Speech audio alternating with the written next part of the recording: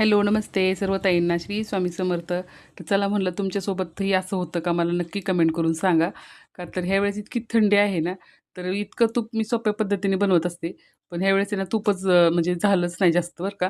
आणि मला क्वांटिटी जरा कमी वाटली. मग मला परत दुसऱ्या दिवशी हे असं करावं लागलेलं आहे. परत मिक्सरमध्येच घालून फिरवले मी.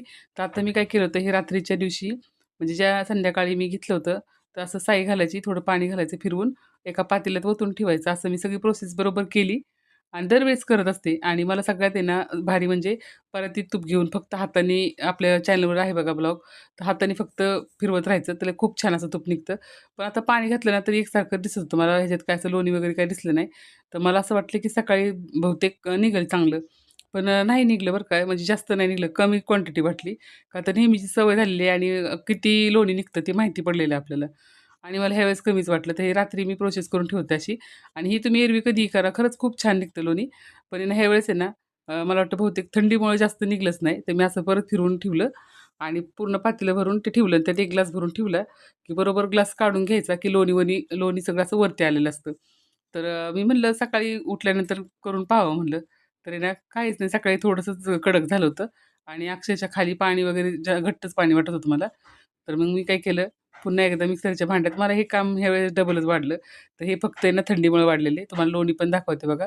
इतकंसंच लोणी निघत होतं. भरपूर लोणी निघायला पाहिजे तसं म्हणायला गेलं तर. पण मला तर असं वाटलं की कमी आहे. मग मी काय केलं, परत मिक्सरच्या भांड्यात पाणी आपलं नॉर्मल जे पाणी आहे हंड्यातलं, तेच पाणी घालून अजिबात थंड पाणी घालायचं नाही. नॉर्मलच पाणी घालायचे. छान असं लोणी पण निघतं आणि मग त्यानंतर लोणी बघा एवढं प्रोसेस केल्यानंतर लोणी निघालं थोडंसंच. आणि तुमच्यासोबत पण असा किस्सा होतो का थंडीच्या दिवसात? तर नक्की मला कमेंट करून सगळ्या ताईंनी सांगायचे.